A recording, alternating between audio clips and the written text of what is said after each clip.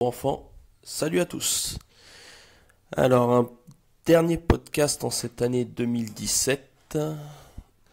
D'ailleurs, je le dis maintenant parce que je sais pas quand est-ce que vous regardez ça, mais joyeux Noël à vous, même si c'est dimanche, soir à minuit, dans la nuit de dimanche soir à lundi, et de bonnes fêtes de fin d'année surtout. Mais bon, c'est pas pour ça que je commence à faire ce dernier podcast. Le numéro 12, 12 comme 12 mois, hein. Donc cherchez pas à comprendre, c'est comme ça, je fais ce que je veux. Je voudrais faire un bilan de la semaine et un bilan de cette année. On va faire un petit bilan rapide de cette semaine. Cette semaine, première news qui tombe à la tête des gens, bien après ce long week-end passé à pleurer la mort de Johnny il y a bientôt 2 semaines de ça. On en vient aujourd'hui à Griezmann. Antoine Griezmann, le joueur de foot de l'équipe de France, qui a décidé de relever un défi qui s'appelle le blackface. Il est habillé en Harlem Globetrotter. Quand les Noirs réagissent en disant c'est une honte, c'est horrible, c'est inacceptable, je veux bien les comprendre. Ça peut paraître insultant. Mais je vais revenir sur un petit détail. Quand j'ai posté la vidéo de Balou, du Balou Show ou du Turn Up Show, je sais plus comment ça s'appelle aujourd'hui sur OKLM, qui postait sa vidéo, j'ai envie de lui dire ouais, mais je vais ressortir ce que j'ai dit dans mon dernier article. Le film FBI Fausse Blonde, comment c'est déjà Fausse Blonde Infiltrée. Marlon et Sean Wayans, ils se déguisent bien en flics blancs et on leur crache pas dessus. Il y a eu quelque chose contre eux parce qu'ils s'étaient habillés en flics blancs? Non. Et le Cleveland Show que j'adore, fan des Griffins, j'assume. Cleveland qui se déguise en Lester du futur. Lui, il a le droit de se déguiser en blanc. Et quand son ami Holt, le petit nain, veut se déguiser en lui, d'un seul coup, il lui dit les noirs peuvent se déguiser en blanc, mais les blancs peuvent pas se déguiser en noir. Bah ça, c'est du racisme anti-blanc. Pourquoi le noir aurait le droit de se déguiser en blanc et le blanc ne peut pas se déguiser en noir? Moi, je vais expliquer un truc. Je vais peut-être faire polémique, mais je vais le dire quand même.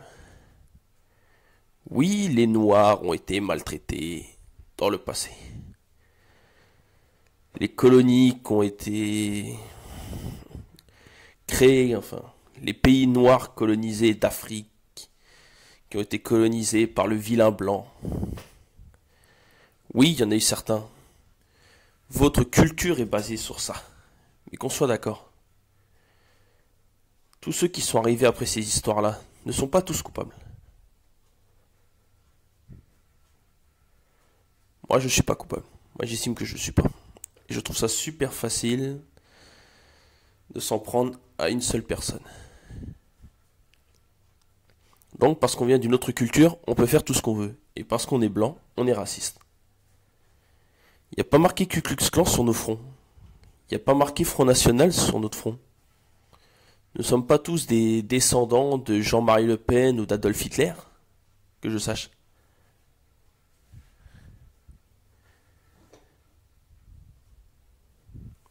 Oui, c'est peut-être un avis de merde, mais c'est mon avis. C'est comme par exemple, dernièrement, Jamel qui se fait interviewer par Claire Chazal, et on lui dit tout de suite, il a cette image pour les Maghrébins. Non, c'est un Français d'origine maghrébine. Mais il est français. Il vient d'une famille qui a vécu en France, il a vécu en France, il a ses papiers français. Alors qu'est-ce qu'on vient lui casser les couilles? Toutes les religions, tous les pays, toutes les nationalités, toutes les couleurs,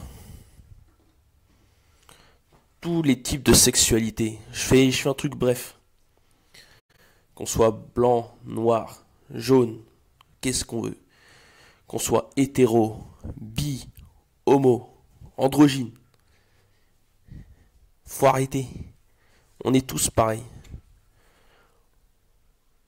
Je vais parler comme un vieux chrétien coincé, et pourtant je vais pas à l'église. Et on a tous été créés de la même façon. Il y en a, ils sont nés avec un handicap, physique ou mental. Mais ils sont humains. Ma réponse à l'histoire de l'affaire Griezmann, c'est que c'est toujours facile de s'en prendre toujours au même. C'est pour ça que j'aime bien la chanson Blanc de Vald. D'ailleurs, on le dédicace, parce que je crois que c'est lui qui a trouvé la meilleure parade avec le son blanc extrait de son album Agartha, pour utiliser les attaques sur les blancs comme un avantage, comme une fierté. On a tous le droit d'être fiers de qui on est. Il n'y a pas de racisme. Le racisme, c'est que si on aime, si on déteste quelqu'un. On l'est pas tous. On ne l'est pas tous. Enfin voilà, ça c'est le premier bilan. Maintenant on va parler politique, et c'est à cause de ce matin ça. Avec notre cher Premier ministre Édouard Philippe, qui se fait un Tokyo-Paris avec un jet privé pour 350 000 euros. 350 000 euros. Voilà à quoi ils servent nos impôts. Nos impôts encore et toujours. Moi, je voudrais faire un petit pic à Pascal Perry sur RMC dans l'émission de Bourdin ce matin, qui se sert de cette phrase que tout le monde adore, l'argent ne fait pas le bonheur. Et qui dit, mais si l'argent ne fait pas le bonheur, alors rendez-le. Ça, c'est une phrase de merde. C'est-à-dire les riches d'un côté, les pauvres de l'autre. Enfin, c'est ma version. Faut arrêter de nous emmerder avec ça aussi. Mais il faut dire aux politiques d'arrêter de nous prendre pour des jambons. Parce que ce qui est marrant, c'est qu'il fait partie du grand gouvernement de notre nouveau président Emmanuel Macron. Emmanuel Macron qu'on décrit comme le président des riches. Et qui essaie toujours de s'en défendre. Et qui, désolé d'être vache comme ça, mais qui s'est laissé un peu sucer la queue par Laurent Delahousse dans son interview sur la 2 ce week-end. Et après, on dit, mais non, voyons. Eh bah si, ça, c'est un comportement de riche à la con. Les gens, le peuple, devraient trimer plus pour gagner plus, et derrière, on taxe le peuple pour ça. Déjà que pendant que les députés sont à l'Assemblée nationale à dormir, à lire un journal, ou à juste jouer les gamins, comme j'ai pu comprendre du dernier rendez-vous de questions au gouvernement, tout ce qu'on voit, c'est des enfants de maternelle. À ce train-là, on peut tous signer. On signe tous. On signe, on dit allez hop, c'est parti. On s'installe, on pose notre cul, on touche, je crois qu'il touche 3 à 5 000 euros, je crois, par mois, pour se plaindre de l'opposition. Eh ben moi je signe. Donnez-moi n'importe quelle partie, je lèche des culs moi aussi, comme ça on n'en parle plus.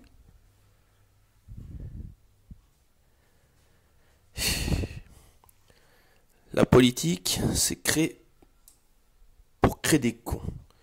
Même la télé-réalité qui est nulle à chier, assume ce qu'elle est. La télé-réalité ne ment pas. Au moins, ils sont des acteurs qui divertissent et abrutissent nos jeunes, mais ils s'assument. Les politiques viennent te donner des leçons. Et ben moi, je dis clairement, j'aime pas la politique. Et je les emmerde. Et j'ai pas honte de dire devant ce micro que ce sont des putains de voleurs. Moi, je dis que pour les foutre un peu dans la merde, aucun de nous devrait payer un putain d'impôt. Personne. Personne. Pareil qu'on a été carrément champion des impôts. Pareil qu'on paye on fait partie de ceux qui payent les plus gros impôts chaque année. Et pas si c'est pour laisser des avions pour les politiques, pour eux seuls, quand ça les arrange, bah je vois pas pourquoi je devrais leur donner des sous. Je travaille dur pour ça, moi. mes amis, ma famille, bossent dur. Si on arrive déjà à avoir des sous pour un logement, pour manger, pour se déplacer dans un véhicule, c'est déjà un miracle pour nous. Eux, ça leur fait ni chaud ni froid. Et encore plus quand on est président. Donc là, on en vient un peu plus ou moins là où je voulais en venir pour le bilan de l'année. C'est que c'est trop facile. Parce que quoi qu'il arrive, quand ces gens-là ne seront plus au pouvoir, ils toucheront encore leur salaire. Ils auront leur petit salaire et une meilleure retraite que nous. Eux, ils peuvent se dire que même s'ils arrivent à notre âge dans le monde de la politique, ils auront une retraite. Eux, le problème de savoir s'ils auront une retraite ou pas, ils n'ont pas besoin de se prendre la tête là-dessus. Ils savent qu'ils l'auront. Je donne un grand coup de pied dans la fourmilière. Enfin bref. C'était le deuxième point. Maintenant, je voudrais en venir sur les Miss France. Les Miss France. Qui s'intéresse réellement aujourd'hui les Miss France? On élit qui? La première pouffe du coin? Moi je trouve ça honteux. On vote pour la plus belle femme de France. Soi-disant. Moi je regarde pas ce genre d'élection. Pourquoi? Parce que j'estime que la plus belle femme de France, quand on a une copine, quand on est fiancé, quand on est marié, ou ce que vous voulez, la plus belle femme de France, elle est chez vous, elle est dans votre vie. C'est elle votre Miss France normalement. Mais non, c'est censé intéresser les gens, donner du rêve aux jeunes femmes. Je vais vous confier un secret qui est le mien. Moi, je trouve que pour jouer les femmes potiches, n'importe qui pourrait le faire. On en revient toujours à ce truc de il faut être mince, carrément squelettique. Les gros n'auront jamais leur chance. Et ben moi j'ai pas honte de dire qu'aujourd'hui je vis avec une femme qui ne ressemble pas à ces femmes-là de la télé. Mais je préférerais 1 milliard de femmes comme la mienne plutôt qu'une de ces poufs. Oui, parce que j'ai pas honte de le dire, ce sont des poufs. Autant l'ancienne Miss France qui organise chaque année cette élection Miss France de merde, que les candidates elles-mêmes. Moi je vais le dire, les Miss France, elles sont partout dans le pays. Tant qu'elles se sentent belles dans leur tête, dans leur cœur, et quand elles se regardent dans un miroir, les Miss France, elles sont partout. C'est pas la télé qui va me dire qui est une Miss France. Ce n'est pas des juges à la con qui vont me dire qui est une Miss France. Moi je le dis, toutes les femmes que je connais, ma mère, mes tantes, ma sœur, ma femme, qui que vous voulez, même mes amies femmes, et j'en ai pas beaucoup, elles sont toutes des Miss France. Pas celles de la télé. Les vraies, celles que je connais, celles que je fréquente. Elles, ce sont des Miss France. Ça, c'était ma partie personnelle. Et s'il faut que je leur dise chaque année, je leur dirai encore et toujours.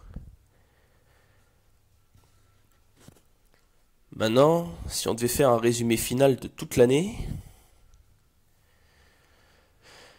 je dirais que c'était une année qui est vraiment partie en nœud de couille. On va dire que ça va être que lié à la politique, ce que je vais dire. Ce sera peut-être le cas, j'en sais rien. Cette année, qu'est-ce qu'on a eu? Trump président des États-Unis, président de la télé-réalité si vous préférez. Macron président, président des riches. Qu'est-ce qu'on pourrait dire d'autre? Qu'est-ce qu'on a eu? Point qu'a marqué les gens il y a 2 semaines, la mort de Johnny. Qu'il repose en paix.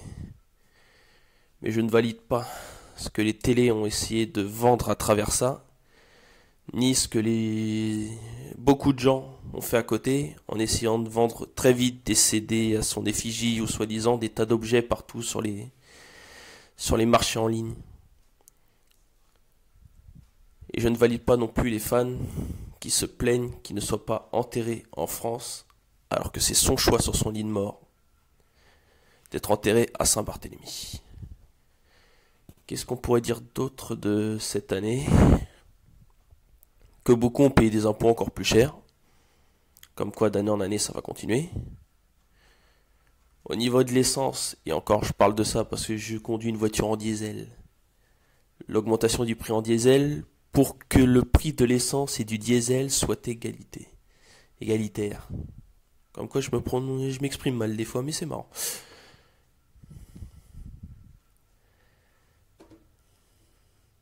En fait, il n'y a pas grand chose à dire parce que tout est du n'importe quoi.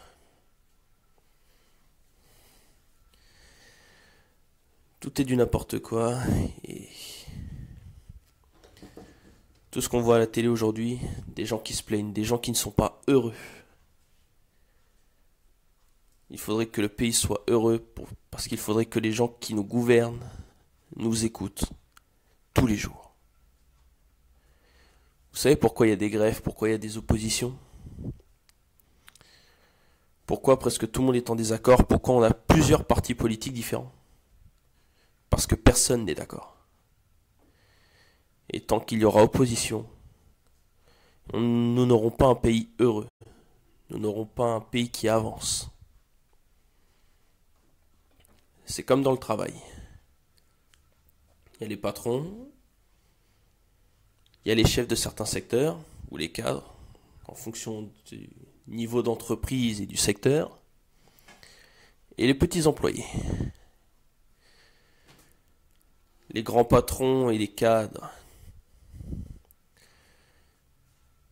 Pour citer, j'essaie de me souvenir dans quel film j'avais vu ça, où l'autre il disait, t'as déjà entendu parler de Wall Street? Ah, c'est dans Rick et Morty, le dessin animé. Et qui dit, tu connais Wall Street? Ah zut, je l'avais il y a 2 secondes dans la tête et ça m'a un peu échappé. Ah oui, ils sniffent de la coke et trempent leurs couilles dedans. Enfin, comme quoi dire qu'ils sont un peu tous maboules. Et qu'ils se la pètent tous un peu trop. Enfin bref, j'avais le bon filon, mais en fait je me rends compte que je suis un peu hors sujet. Enfin bref. Aujourd'hui, le monde va mal. Et tout ce qu'on trouve à faire pour que les gens puissent être aidés soi-disant, c'est seulement aujourd'hui leur donner à manger une fois par an, d'être un lit une fois par an, mais même ça on le fait mal.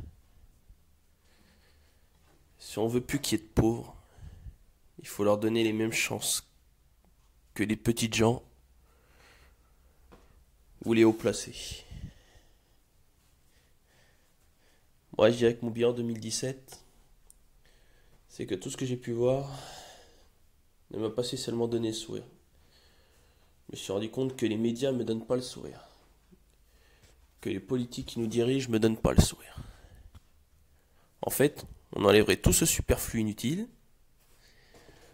On enlèverait même les gens avec qui je travaille pour les 3/4. Et là, je parle des grands chefs et autres qui se permettent des choses et qui les interdisent à leurs employés. On enlèverait rien que tout ça. Je pense que je serais heureux. On enlèverait tout ça de tous les gens qui travaillent plus qu'eux. Les gens seraient heureux. Ce que je souhaite à tous en 2018, c'est que les choses évoluent, que les gens sourient plus et qu'on puisse enfin passer à autre chose. Ceci c'est pour entendre encore des attentats, des augmentations de tarifs dans tout. Moi je vois pas l'intérêt. C'est un peu comme signer son propre arrêt de mort sur un papier, prendre un flingue et se préparer à tirer une balle dans sa propre tête. Cependant, je souhaite encore une fois une bonne fête de fin d'année à tous, de Noël, de Nouvel An et vous souhaite du fond du cœur que 2018 soit meilleur que 2017. Votez OSFDC en 2017, mais votez aussi OSFDC en 2018. Votez malin, soyez libre de vous exprimer, faites de vos rêves une réalité si vous y arrivez. Et s'il n'y a qu'une seule personne en qui vous devez penser aujourd'hui, c'est vous, et rien que vous. À l'année prochaine.